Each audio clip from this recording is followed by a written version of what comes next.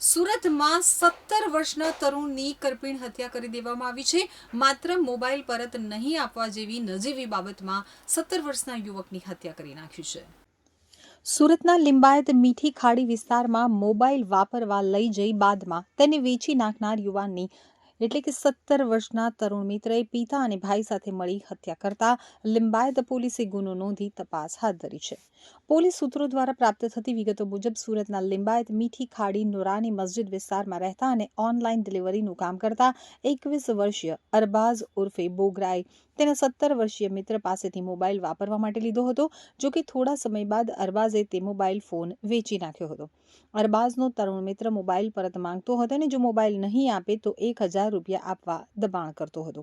આ બાબતે ઘણા સમયથી તેમની વચ્ચે ઝઘડો ચાલતો હતો. દરમિયાન તરુણ મિત્ર તેના પિતા અને ભાઈ સાથે આવ્યો હતો અને અરબાઝ સાથે ઝઘડો કરી તેના પિતા અને ભાઈએ માર માર્યા બાદ તરુણે અરબાઝને ચપ્પુ મારી દેતા તેનું મોત નીપજ્યું હતું. બનાવની જાણ થતાં જ દોડી ગયેલી લિંબાયત પોલીસે હત્યાનો ગુનો નોંધી વધુ તપાસ હાથ ધરી છે. સુરત શહેરના લિંબાયત પોલીસ સ્ટેશન વિસ્તારમાં 30 નાલ ચોકી છે.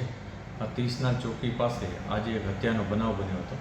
આ બનાવનો સમય લગભગ 6-6:30ની આસપાસનો છે, સાંજનો. ઘટનામાં એવું હતું કે એક વ્યક્તિ જેનું નામ અરબાઝ ઉર્ફે બાંદ્રા ખાન કરીને છે, એને મોબાઈલની પૈસા બાબતે એક વ્યક્તિ સાથે ઝઘડો થયો હતો. જેમાં જે આરોપી છે, સસ્પેક્ટ છે અત્યારે, એનું નામ છે મોહમ્મદ અનવર શેખ. એ અને એના 2 પુત્રો આ બધાએ આવી અને ત્યાં એના સાથે મારામારી કરી અને એના ઉપર ચપ્પુ ઉલાવી દીધું હતું, જેને કારણે એનો જે ભોગ બનનાર છે એનું હોસ્પિટલમાં જતાં મૃત્યુ થયું હતું.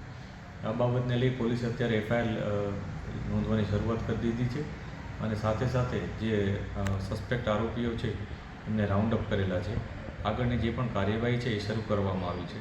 આ ઘટનામાં જે વિક્ટીમ છે એ આરોપીઓ છે એમનો વચ્ચે ખરેખર શું ઇસ્યુ હતો એની પણ તપાસ ચાલુ છે. હાલ ફરિયાદ નોંધી અને આગળની કાર્યવાહી શરૂ કરવામાં આવી છે.